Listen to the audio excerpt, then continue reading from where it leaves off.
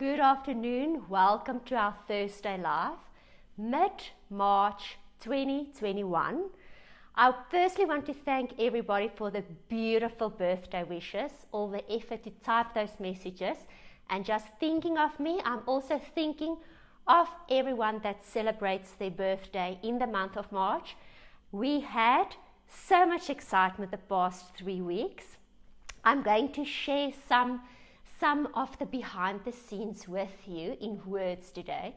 So we had our book shoots in the Cape, absolutely beautiful. What a lovely place in our country. I think everybody that lives there, you need to appreciate the beauty and your surroundings every morning when you open your eyes.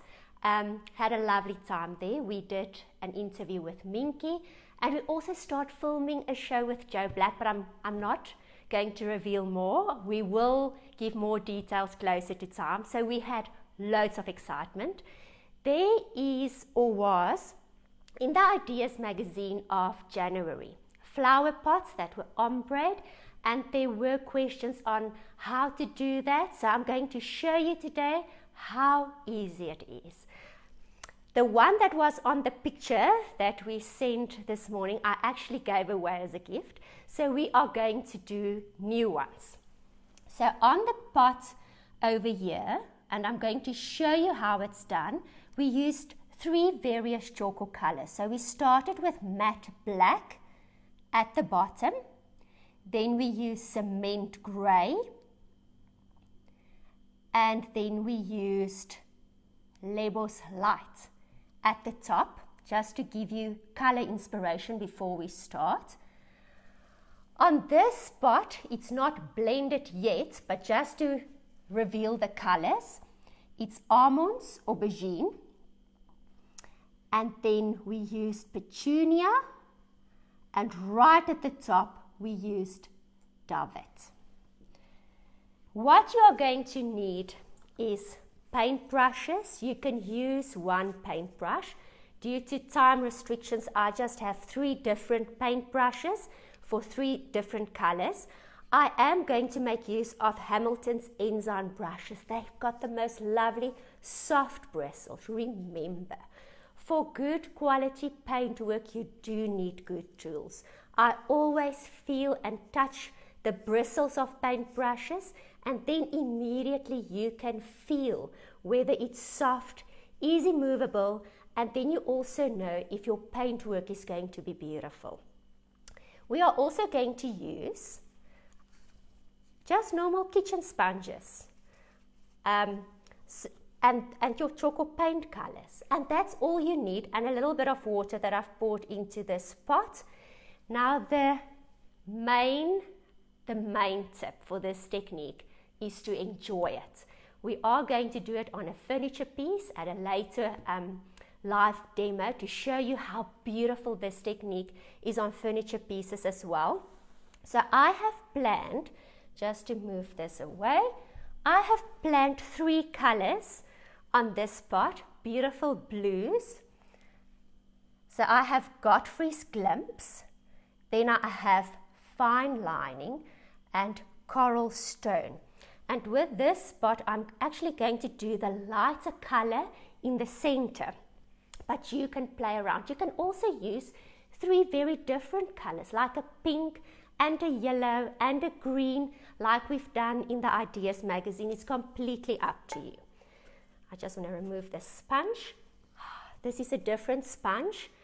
You can also use that, but I just found for a very seamless look and feel, a normal kitchen sponge works the best. Now with Tjhoko paint, this is the advantage. You don't need to prime. On flower pots, there is a video on our YouTube channel that shows tips when your flower pots are flaking, if there's cementy residues, how to treat that first. But these pots are normal cement pots, and I'm going to start with Godfrey's Glimpse at the bottom. So I dip my paintbrush in my paint and just paint a third of my pot with Godfrey's Glimpse.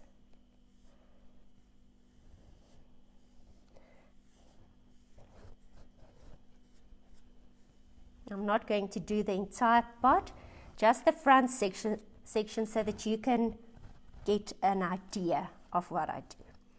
Then, in the center, I'm going to work with fine lining. What I've done on the pot where we are going to blend, Suzuki so perfectly painted stripes for me, but you don't need to work perfect. I'm simply on top of my Godfrey's glimpse, just move my paintbrush with my fine lining.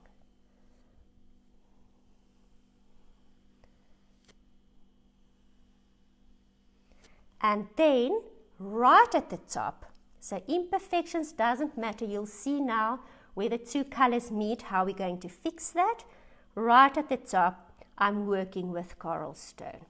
And at the end of this session, I will be sharing a picture of the spot when I'm done blending it. The reason is I need to wait for the paint colors now to dry. You can also, if you feel that a second coat is necessary, wait for the first coat to dry. Very important. Always allow your first coat to dry properly before you start applying your next coat of paint, else your paintbrush will just remove the first coat as you move along on the painted surface. So this is now my first coats. I'm quite happy with them. I won't even apply second coats, but you can if you want to. And I'm going to let this rest and dry. So what I have here, and I'm just going to move everything away, is I have a perfectly painted pot that Suzuki has done. Yours don't need to be this perfect at all. I promise. I'll send you that picture afterwards. And now we're going to work with the three colors that this pot is painted in. So it's Velvet, Petunia. How beautiful are these colors? I'm apologizing for the barking. Our Wi-Fi reception is better here than at the office, so we need to work from home for the live sessions. So there are the three colors, and now what you are going to need is a kitchen sponge. But what I'm going to do is I'm going to wet it in water, just normal tap water, and I'm squeezing hard to remove any excess water. On my drop sheet, I just dry it, and now the fun starts. You don't need to worry. Anything can be changed and fixed as you go along. This is a blending wash technique, so this is purely fun. Let's start with the darker colors at the bottom. So I dip the one end of my kitchen sponge in my darkest color, Almonds Aubergine, and the other end of my kitchen sponge in the medium color, the color that's in the middle. So I'm going to blend these two colors together on that line in Petunia. And here I have a clean piece of foam if I need any blending, and I have extra sponges on my table that I can also use, just an extra one, clean sponge. And what I do, I just dab the Almonds Aubergine on that line, but I'm also crossing the line to the lighter color. And work piece by piece at a time. And now I'm going to continue with my lighter color, and I dab.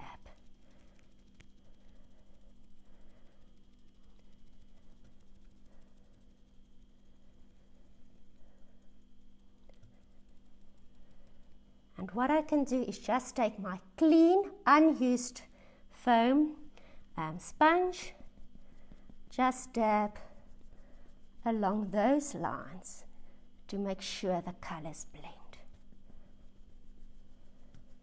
And you work until you are satisfied with the outcome. If you want to add more, you can. Important is that both these colors are wet to be able to blend them together.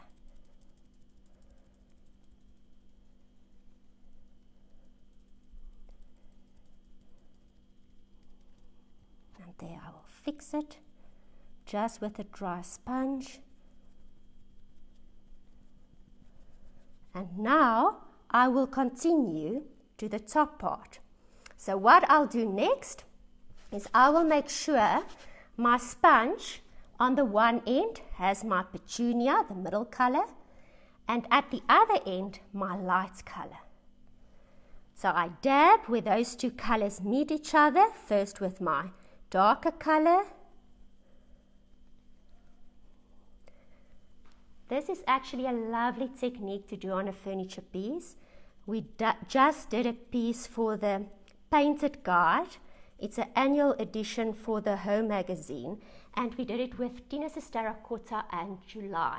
Exactly the same technique, but on a huge dresser, and it is absolutely beautiful. And we will show that next week, how it's done on a larger furniture piece. And now I continue with my lighter color. There you can see the colors are still wet, but the moment they dry, they just dry beautifully. Take a clean sponge. Let me just dip it. That one is dry. I'm just going to continue with the damp sponge. It does work better if the sponge is wet. And not completely dry, not completely wet, just damp.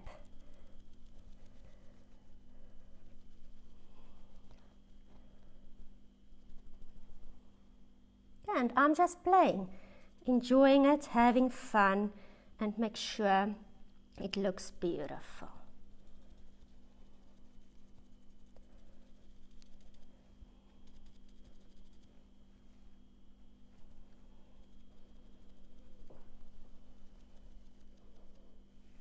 And my dry sponge needs to be damp. I'm going to use that part that's completely clean and just blend the colors in together. And when it's dry and you want to make any changes, you can absolutely do it. I just want to continue and play and have fun. There's the medium color, and now I'll continue with the rest of my pot.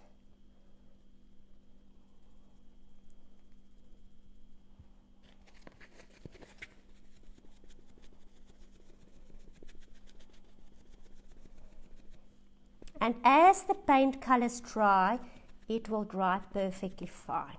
So there's a section where the blending is done beautifully, and you can use it in your bathroom. You can use it to put a plant in it. You can use it to put your utensils in your kitchen in it.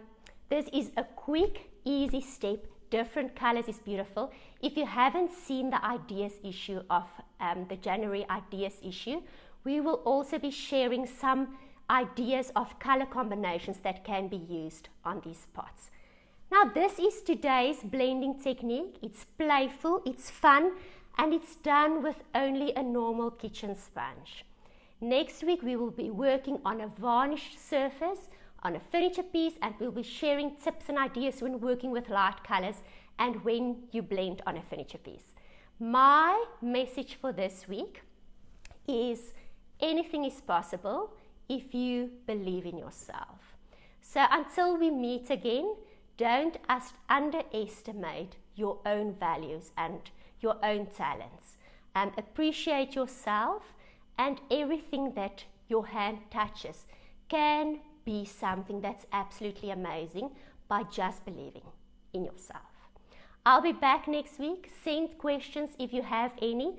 If the pot is used outside to have plants in them, we do recommend to seal it with our clear glaze to make sure it's water and UV resistant. The clear glaze, you dilute 3 parts glaze, 1 part water, and the next day you wipe it on with a damp microfiber cloth. If you have any questions, any uncertainties, we are always there to help and assist. Stay safe, stay positive, believe in yourself, and we'll be back next week.